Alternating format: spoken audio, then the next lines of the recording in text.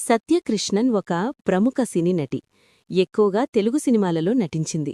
Hotel management ప్రొఫెషనల్గా పనిచేస్తున్న ఆమెను శేఖర్ కమ్ముల తన మొదటి సినిమా డాలర్ డ్రీమ్ సినిమాతో వెండితెరకు పరిచయం చేశాడు.